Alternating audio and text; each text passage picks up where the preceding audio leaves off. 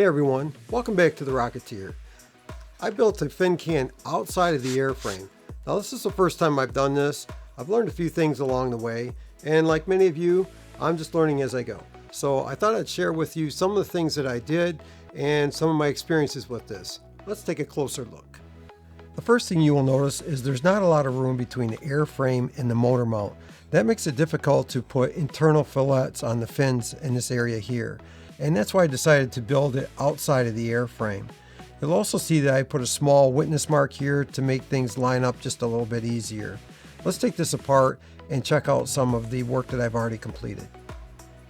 To retain the shock cord, I've used one of these small cable clamps that you can get at the hardware. There's not a lot of room to work in here, and this clamp works well in a small space. As you can see, I put some epoxy on the nuts to make sure that they don't come off or back off in any way. So I just attached it on there and tied my shock cord to it. Then I wrapped it with external outside electrical tape. It's like cloth and rubber impregnated, and I think that will keep some of the heat off the shock cord because it's nylon, and that should help it to hold up a little bit longer. The traditional way of putting this on there would be to attach the cord just on the motor mount tube itself here, epoxy it. So that's another option, but I chose to do it this way because if I ever need to change the cord, I think that I may be able to cut the airframe in this area here, unwrap that, and change the shock cord if I need to. Anyways, it just gives me a couple of options. On this side of the motor mount, I've attached a nut so that I can attach my motor retainer that's just made out of stainless steel. I'll leave a link in the description for this. But I've used epoxy clay here to secure the nut to the bottom of the centering ring. That will capture that nut, and that way it won't turn, and make a secure retainer for the motor mount. This type of fastener came with a kit along with this brass insert, but I couldn't get either one of these types of fasteners to fit behind the centering ring, and that's why I used the captured nut technique. The first thing I did was sand the motor mount so the centering rings would adhere to it with the epoxy. I only put the two outside centering rings on first, and then I slipped this with the shock cord attached into the airframe. After it was slipped into the airframe, then I glued the fins on.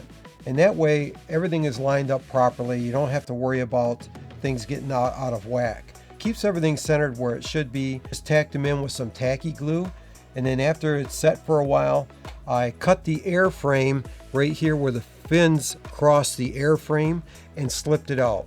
I'll show you the airframe. We can take a look at that real quick.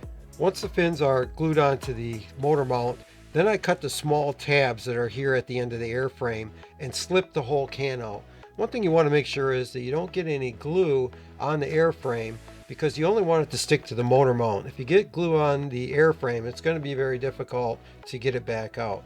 Then once I slip this back out, I glued the centering ring in to hold the fins in securely. Now that it's all set up, I'm ready to mount this in here permanently. I have pressed epoxy clay into the motor mount area and into the fin tabs. I also have installed the rear rail button. In the next video, I'll show you how I installed the forward rail button, which is a little bit tricky, but I have a method that works pretty well.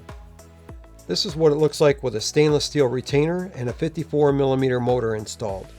Next time you're working in a tight space, consider building the motor mount outside of the airframe. Let's take a look at the world map. If you like this video, consider giving me a thumbs up. Make sure you hit that notification icon so you don't miss the next video. Stay safe, stay healthy. I'll see you soon.